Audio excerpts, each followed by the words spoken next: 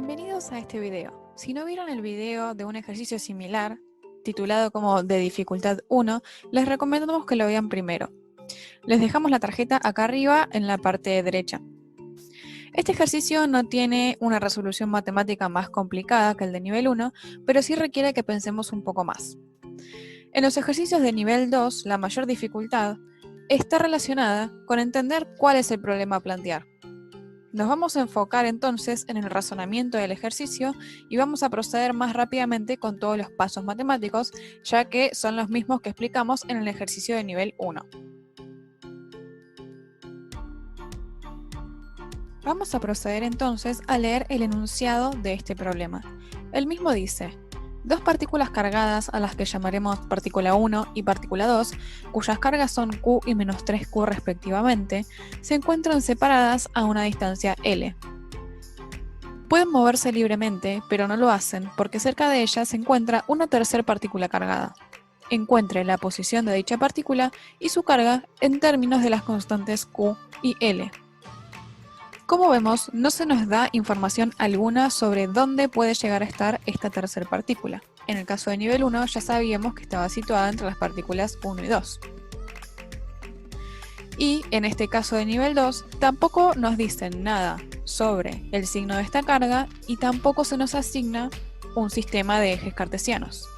Vamos entonces a ordenarnos y ver cómo podríamos llegar a plantear este problema. Este problema nos da la sensación de que tenemos muchas incógnitas y muy pocos datos. Cuando nos pasa esto, un buen punto de partida es hacer una lista de todas las cosas que no sabemos. Desconocemos la ubicación de la partícula Q3, desconocemos el valor absoluto que tiene esa carga y además desconocemos su signo. A partir de esto, lo que podemos hacer es plantear posibilidades. Por ejemplo, para la ubicación de Q3 podríamos plantear que esté desalineada con Q1 y con Q2 o que esté en la misma recta de acción.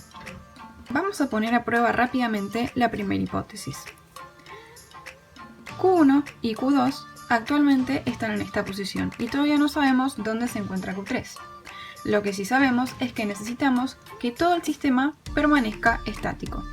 Entonces, lo que tendríamos que hacer al colocar Q3 es contrarrestar cada una de estas fuerzas. La fuerza que Q2 estaría ejerciendo sobre Q1 y la fuerza que Q1 estaría ejerciendo sobre Q2, ya que como son de distinto signo, estas cargas van a tender a atraerse entre sí. Acá lo que vemos es que para esto Q3 tiene que estar alineada con Q1 y con Q2, ya que si la pusiéramos en cualquier lugar fuera de la recta de acción que une a Q1 y a Q2, lo único que haría es desestabilizar el sistema. Entonces ahora vamos a empezar a plantear distintas posibilidades para la carga Q3 alineada con Q1 y con Q2. La primera posibilidad es que Q3 se encuentre a la derecha de Q2.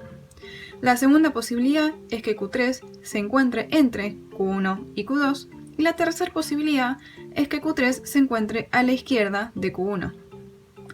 Por ahora no podemos descartar ninguna de estas tres opciones. Para el valor absoluto de Q3 tenemos a priori infinitas posibilidades, por lo cual no vamos a ahondar en esto en este momento. Lo último que nos queda por analizar es el signo de la carga Q3, que puede ser positivo o negativo. En base a este análisis, básicamente se nos presentan 6 posibilidades. 3 en las cuales la carga Q3 es positiva y 3 en las cuales la carga Q3 es negativa. Recordando que el requisito es que todas las cargas del sistema permanezcan quietas, vamos a empezar a analizar cada uno de los casos para ver si podemos descartar algunos. Lo primero que vamos a hacer es tomar a la partícula Q3 y analizar qué fuerzas actúan sobre ella en cada uno de los casos. En el primer caso, Q3 se encuentra a la izquierda de Q1 y tiene signo positivo, por lo cual se va a sentir atraída por Q2 y va a intentar alejarse de Q1. Ambas fuerzas podrían en algún caso compensarse, por lo tanto, por ahora este es un caso posible. En el segundo caso, Q3 positiva se encuentra entre Q1 y Q2. Pero lo que sucede es que al verse repelida por Q1 y atraída por Q2, ambas fuerzas que actúan sobre ella tienen dirección positiva en el eje X, por lo cual esta partícula nunca podría quedarse quieta y ya podemos descartar este caso. En el tercer caso, Q3 positiva se encuentra a la derecha de Q2. Al sentirse atraída por Q2 y repelida por Q1, las fuerzas que actúan sobre ella en algún caso podrían llegar a cancelarse. Por lo tanto, por ahora, este también es un caso posible. De la misma forma, podemos analizar el caso en el cual Q3 es negativa. Y vamos a llegar también a la conclusión de que el caso en el cual Q3 está en el medio de Q1 y de Q2 es imposible.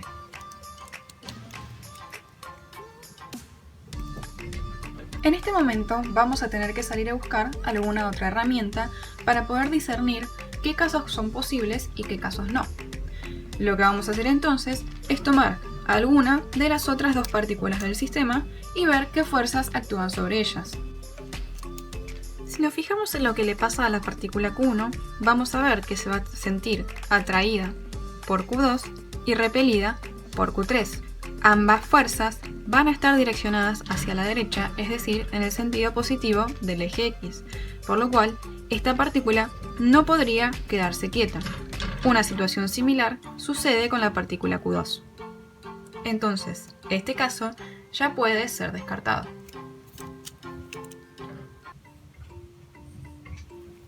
Al analizar lo que sucede con Q1 en el tercer caso, vemos que su atracción por Q2 y su repulsión por Q3 generan una situación en la cual las fuerzas que actúan sobre ella podrían llegar a compensarse, por lo cual podría haber alguna situación en la cual se quede estática. Algo similar sucede con la partícula Q2, por lo cual este caso es un caso posible. Haciendo un análisis similar para cuando Q3 es negativa, vamos a poder llegar a descartar el último caso. Por lo tanto, nos quedan dos casos posibles. El caso de que Q3 sea positiva y se encuentre a la derecha de Q2, y el caso de que Q3 sea negativa y se encuentre a la izquierda de Q1. Vamos a comenzar analizando este caso. Para esto vamos a dividir nuestro espacio de trabajo y vamos a comenzar realizando un esquema en el cual situemos a las tres partículas en el caso que queremos analizar y elijamos arbitrariamente una disposición para los ejes. En este caso, la carga Q1 se encuentra en el origen, la carga Q2 se encuentra a una distancia L en las X positivas y la carga Q3 se encuentra a una distancia A en las X negativas. Por lo tanto, las coordenadas de Q2 serían L0 y las coordenadas de Q3 serían menos A0. Luego vamos a enlistar todos los datos con los que contamos, de los cuales algunos pueden estar implícitos. El más importante es el dato de que el sistema debe estar en equilibrio. Las tres partículas deben estar quietas. Y ahora lo que debemos hacer es pasar esta información a una forma matemática. Para que las tres partículas estén quietas, lo que debe suceder es que la sumatoria de fuerzas actuantes sobre cada una de ellas debe ser igual a 0. Vamos a comenzar a trabajar con nuestra partícula problema, la partícula Q3. La fuerza resultante sobre la partícula 3 no es otra cosa que la suma de la fuerza que la partícula 1 ejerce sobre la partícula 3 y la fuerza que la partícula 2 ejerce sobre la partícula 3. Todo esto debe ser igual a 0 para que la partícula 3 se encuentre estática. Al estar todo el sistema situado sobre el eje X y todas las fuerzas ser colineales con el mismo, podemos directamente pasar a trabajar con la componente X de cada una de las fuerzas. Recordemos, estas fuerzas no tienen ninguna componente en el eje Y. Al estar tratando con partículas cargadas, cada una de estas componentes va a responder a la conocida ley de Coulomb. Entonces vamos a pasar a plantear lo mismo. Al plantear la ley de Coulomb y estar trabajando con las componentes en X, vamos a utilizar los valores de las cargas en módulo y vamos a asignar el signo que corresponda según el sentido que ya hayamos observado en el gráfico.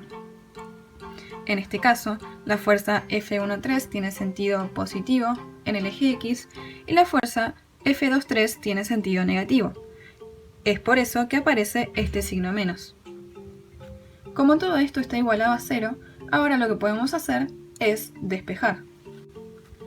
Si pasamos todo este término a la derecha, obtendremos esta ecuación. Recordemos del ejercicio anterior que lo que va en el denominador es la distancia que separa cada una de las cargas involucrados en la expresión de Coulomb. Ahora podemos observar que hay algunos términos que pueden simplificarse. La constante K y el módulo de la carga Q3. Ahora esto nos simplifica el trabajo. Si seguimos despejando, vamos a llegar a esta expresión. Ahora lo que podemos hacer es reemplazar los módulos de las cargas por su valor según los datos del problema.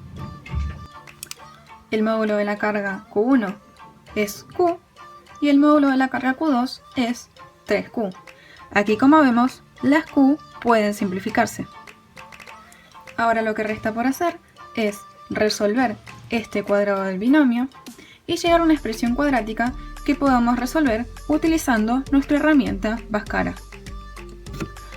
Una vez que hayamos despejado y ordenado la ecuación, recordando que nuestra variable incógnita es a, podremos reconocer cada uno de los términos que debemos introducir dentro de la ecuación de Bhaskara.